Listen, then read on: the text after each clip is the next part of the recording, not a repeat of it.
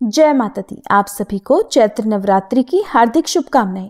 नवरात्रि के पहले दिन कलश स्थापना की परंपरा भी सदियों से चली आ रही है। कहते हैं कि जहां शुभ मुहूर्त में घट स्थापना यानी कि कलश स्थापना की जाती है तो वहां पर सदा ही मां दुर्गा का आशीर्वाद बना रहता है। उस घर में या परिवार के सदस्यों पर संकटों के बादल कभी नहीं मंडराते। इसीलिए भक्त अपनी श्रद्धा और सामर्थ्य के अनुसार नवरात्रि के दिनों में मां भगवती के 9 अलग अलग रूपों की पूजा अर्चना करके उपवास भी रखते हैं।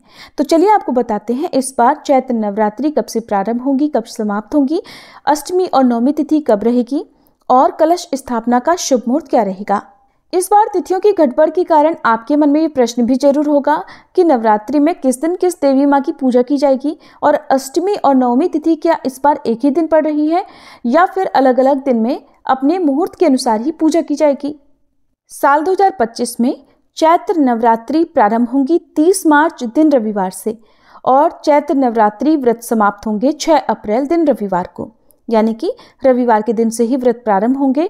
और जब भी रविवार के दिन से व्रत प्रारंभ होते हैं तो ऐसे में माँ दुर्गा की सवारी हाथी माना जाता है। दिनों के आधार पर माता की सवारी निर्धारित होती है और हाथी पर आगमन बहुत ही शुभ संकेत देता है। हाथी पर ही इस बार माता प्रस्थान भी करेंगी। प्रतिपदा तिथि 29 मार्च दिन शनिवार को शाम 4:28 से प्रारंभ होगी और प्रतिपदा तिथि समाप्त होगी 30 मार्च दिन रविवार को दोपहर 12:49 पर।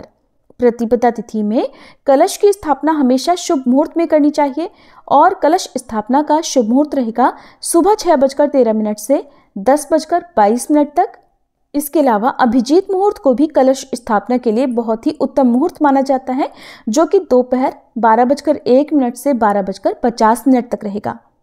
और इस बार अष्टमी तिथि यानी दुर्गाष्टमी का व्रत रहेगा 5 अप्रैल दिन शनिवार को और रामनवमी यानी दुर्गा नवमी 6 अप्रैल दिन रविवार को मनाई जाएगी। कलश विसर्जन, दुर्गा विसर्जन और नवरात्रि व्रत का पारणा किया जाएगा 7 अप्रैल दिन सोमवार को। दशमी तिथि 6 अप्रैल दिन रविवार को शाम 7:24 से प्रारंभ होकर अगले दिन यानी 7 अप्रैल सोमवार को रात 8 बजे तक समाप्त होगी। वैसे तो दशमी तिथि में ही कलश विसर्जन और नवरात्रि व्रत का पारणा करना चाहिए, लेकिन बहुत से भक्त अष्टमी तिथि के दिन जिनके घर में कन्या पूजन होता हो वो कन्या पूजन करने के बाद अन्न ग्रहण कर लेते हैं।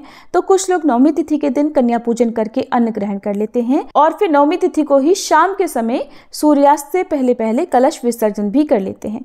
ऐसे में अगर हो सके तो आपको दशमी तिथि के दिन ही माता की चौकी हटानी चाहिए, कलश का विसर्जन भी दशमी तिथि को ही करना चाहिए। अगर बात करें इस बार नवरात्रि में किस दिन किस देवी माँ की पूजा की जाएगी, तो इस बार जैसा कि आप जानते ही हैं 30 मार्च से नवरात्रि प्रारंभ होंगी, तो इस दिन तो घट स्थापना और माँ शैलपुत्री की पूजा की जाएगी। इसके बाद अगले दिन 2 तिथि एक साथ पड़ रही हैं, तो 2 तिथि में यानी माँ ब्रह्मचारिणी और माँ चंद्रघंटा की पूजा एक साथ की जाएगी, एक ही दिन की जाएगी। और इसके ठीक अगले दिन से क्रमशः माँ कूष्मांडा, माँ स्कंद माता, माँ कात्यायनी, माँ कालरात्रि, माँ महागौरी और माँ सिद्धिदात्री की पूजा की जाएगी।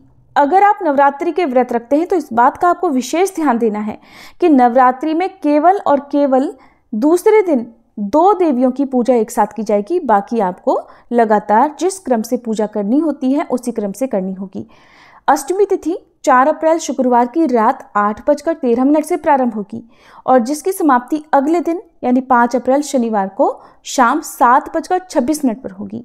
इसके बाद से ही नवमी तिथि प्रारंभ होगी। तो ऐसे में आप ध्यान जरूर रखिएगा कि माँ महागौरी की पूजा यानी अष्टमी तिथि की पूजा आपको 5 अप्रैल दिन शनिवार को करनी है। नवमी तिथि 5 अप्रैल शनिवार को शाम 7:27 से प्रारंभ होगी और अगले दिन यानी 6 अप्रैल रविवार को शाम 7:23 पर समाप्त होगी। तो ऐसे में उदया तिथि के अनुसार जो नवमी तिथि प्राप्त होगी वो होगी 6 अप्रैल दिन रविवार को और इसी दिन माँ सिद्धिदात्री की पूजा की जाएगी और नवमी का व्रत भी इसी दिन रखा जाएगा। अगर ये जानकारी आपको अच्छी लगी हो तो वीडियो को लाइक करके कमेंट बॉक्स में जय माता दी भी जरूर लिखिएगा।